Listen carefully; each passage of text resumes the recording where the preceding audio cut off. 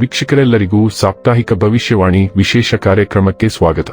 ಸ್ನೇಹಿತರೆ, ಫೆಬ್ರವರಿ ತಿಂಗಳ ಈ ವಾರದಲ್ಲಿ ಲಕ್ಷ್ಮೀ ನಾರಾಯಣ ರಾಜಯೋಗ ಪ್ರಭಾವಶಾಲಿಯಾಗಿರಲಿದೆ. ಈ ವಾರ ಕುಂಭ ರಾಶಿಯಲ್ಲಿ ಬುಧ ಮತ್ತು ಶುಕ್ರ ಗ್ರಹಗಳ ಸಂಯೋಗವು ನಿರ್ಮಾಣಗೊಳ್ಳುವುದು. ಇದರಿಂದಾಗಿ ಲಕ್ಷ್ಮೀ ನಾರಾಯಣ ರಾಜಯೋಗದ ಸೃಷ್ಟಿಯಾಗಲಿದೆ. ಜ್ಯೋತಿಷ್ಯ ಶಾಸ್ತ್ರದಲ್ಲಿ ಲಕ್ಷ್ಮೀ ನಾರಾಯಣ ಯೋಗವನ್ನು ಬಹಳ ಶಕ್ತಿಶಾಲಿ ಮತ್ತು ಪ್ರಭಾವಶಾಲಿಯಾದ ಯೋಗ ಎಂದು ಕರೆಯಲಾಗುತ್ತದೆ. ಇದು ವ್ಯಕ್ತಿಗೆ ಜ್ಞಾನದೊಂದಿಗೆ ಅಪಾರ ಧನ ಲಾಭವನ್ನು ನೀಡಲಿದೆ.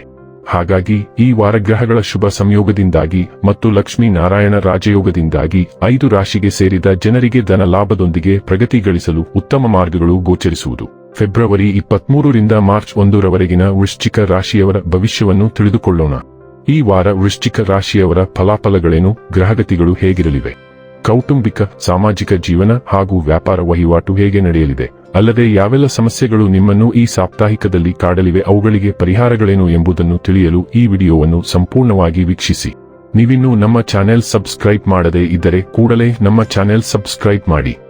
ಹೆಚ್ಚಿನ ವಿಡಿಯೋ ಅಪ್ಡೇಟ್ಗಾಗಿ ಪಕ್ಕದ ಬೆಲ್ ಐಕಾನ್ ಬಟನ್ ಕ್ಲಿಕ್ ಮಾಡಿ. ವಂಶ ಪಾರಂಪರ್ಯ ಜ್ಯೋತಿಷ್ಯರು ನಂಬರ್ 1 ವಶೀಕರಣ ಸ್ಪೆಷಲಿಸ್ಟ್. ವೃತ್ತಿ, ಉದ್ಯೋಗ, ಮದುವೆ, ಹಣಕಾಸಿನ ಸಮಸ್ಯೆ, ವ್ಯಾಪಾರ, ಆರೋಗ್ಯ ಸಮಸ್ಯೆಗಳಿಗೆ ಫೋನಿನ ಮೂಲಕ ಪರಿಹಾರ. ಇಂದೇ ಕರೆ ಮಾಡಿ. ಸ್ನೇಹಿತರೆ, ವೃಶ್ಚಿಕ ರಾಶಿ ಸೇರಿದ ಜನರಿಗೆ ಈ ವಾರ ಆರ್ಥಿಕ ವಿಚಾರಗಳಿಗೆ ಸಂಬಂಧಿಸಿದಂತೆ ಬಹಳ ಉತ್ತಮವಾಗಿರುವುದು. ಆರ್ಥಿಕ ವಿಚಾರಗಳಲ್ಲಿ ನಿಮಗೆ ಅನುಕೂಲಕರ ಯಶಸ್ಸು ಲಭಿಸುವುದು. ಈ ವಾರ ನೀವು ಯಾವುದಾದರೂ ಶುಭ ಕಾರ್ಯಕ್ರಮಕ್ಕಾಗಿ ಹೆಚ್ಚಿನ ಹಣವನ್ನು ಖರ್ಚು ಮಾಡುವಿರಿ. ಆರ್ಥಿಕ ವಿಚಾರಗಳಿಗೆ ಸಂಬಂಧಿಸಿದಂತೆ ನೀವು ಯಾವುದಾದರೂ ನಿರ್ಧಾರವನ್ನು ತೆಗೆದುಕೊಳ್ಳಬೇಕೆಂದಿದ್ದರೆ ಇದು ಉತ್ತಮ ಸಮಯವಾಗಿರುವುದು. ಈ ಅವಧಿಯಲ್ಲಿ ಕೆಲಸಕ್ಕೆ ಸಂಬಂಧಿಸಿದಂತೆ ನಿಮಗೆ ಅನುಭವಿ ವ್ಯಕ್ತಿಗಳ ಸಹಾಯ ದೊರಕುವುದು. ವಾರದ ಕೊನೆಯ ಸಮಯ ನಿಮಗೆ ಬಹಳಷ್ಟು ಶುಭವಾಗಿರಲಿದೆ.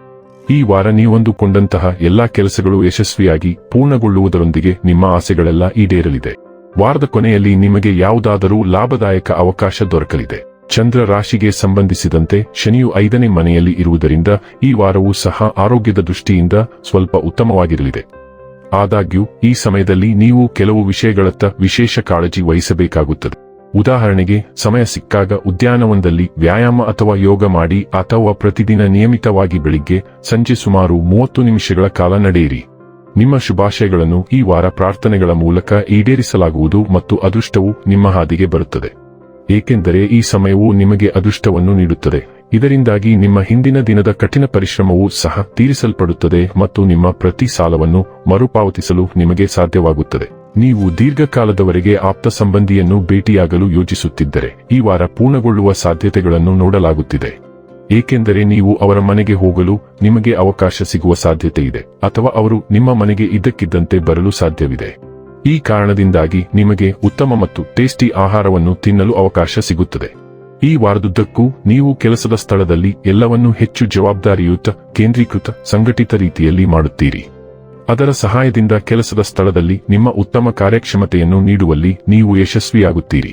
ಇದಲ್ಲದೆ ನಿಮ್ಮ ರಾಶಿಚಕ್ರದ ಕೆಲವು ಜನರಿಗೆ ಈ ಅವಧಿಯಲ್ಲಿ ವಿದೇಶಿ ಕಂಪನಿಯಲ್ಲಿ ಸೇರಲು ಅವಕಾಶ ಸಿಗಬಹುದು. ಈ ವಾರ ಅನೇಕ ವಿದ್ಯಾರ್ಥಿಗಳು ಸಾಮಾಜಿಕ ಮಾಧ್ಯಮಗಳ ಮೂಲಕ ಯಾವುದೇ ದೊಡ್ಡ ಯಶಸ್ಸನ್ನು ಪಡೆಯಬಹುದು. ಇದಕ್ಕಾಗಿ ಅವರು ತಮ್ಮ ಗುರಿಗಳನ್ನು ಸಾಧಿಸಲು ಶ್ರಮಿಸಬೇಕಾಗುತ್ತದೆ. ಜೊತೆಗೆ ಪ್ರತಿ ಕೆಲಸವನ್ನು ತಾಳ್ಮೆಯಿಂದ ಸರಿಯಾಗಿ ಖಚಿತಪಡಿಸಿಕೊಳ್ಳಬೇಕು. ಆದ್ದರಿಂದ ಸೋಷಿಯಲ್ ಮೀಡಿಯಾದಲ್ಲಿ ಸ್ನೇಹಿತರೊಂದಿಗೆ ಚಾಟ್ ಮಾಡುವ ಬದಲು ಅದನ್ನು ಚೆನ್ನಾಗಿ ಬಳಸಿಕೊಳ್ಳುವಂತೆ ಸೂಚಿಸಲಾಗಿದೆ. ವೃಶ್ಚಿಕ ರಾಶಿಯವರಿಗೆ ಸೂರ್ಯ, ಚಂದ್ರ ಮತ್ತು ಉದಯ ರಾಶಿಯವರು ನಿಮ್ಮ ಮನೆ ಮತ್ತು ಕುಟುಂಬದ ಮೇಲೆ ಹೆಚ್ಚು ಗಮನ ಹರಿಸುತ್ತಾರೆ. ಏಕೆಂದರೆ ಮಂಗಳನ ಸಂಚಾರವು ನಿಮ್ಮ ಮನೆ ಮತ್ತು ಕುಟುಂಬದ 4ನೇ ಮನೆಯ ಮೇಲೆ ಪರಿಣಾಮ ಬೀರುತ್ತದೆ. ಮಂಗಳ ಸ್ವತಃ ಭೂಮಿ ಮತ್ತು ನಿರ್ಮಾಣಕ್ಕೆ ಗ್ರಹವಾಗಿದೆ. ಆದ್ದರಿಂದ ಕೆಲವು ನಿರ್ಮಾಣ ಸಂಬಂಧಿತ ಚಟುವಟಿಕೆಗಳು ಇರುತ್ತವೆ.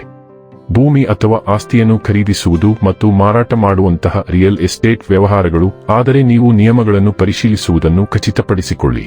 ಈ ಸಮಯದಲ್ಲಿ ಮನೆ ಸುಧಾರಣೆ ಯೋಜನೆಗಳು ಮತ್ತು ಸ್ಥಳಾಂತರವೂ ಸಾಧ್ಯ, ಆದರೆ ನೀವು ಮಾಡುವ ಎಲ್ಲದರಲ್ಲೂ ಕೆಲವು ಅಡೆತಡೆಗಳು ಉಂಟಾಗುತ್ತವೆ. ಕೆಲವು ಕುಟುಂಬ ಕಾರ್ಯಗಳು ಇರುತ್ತವೆ ಮತ್ತು ನೀವು ನಿಮ್ಮ ಕೆಲವು ಸ್ನೇಹಿತರನ್ನು ಭೇಟಿಯಾಗುತ್ತೀರಿ.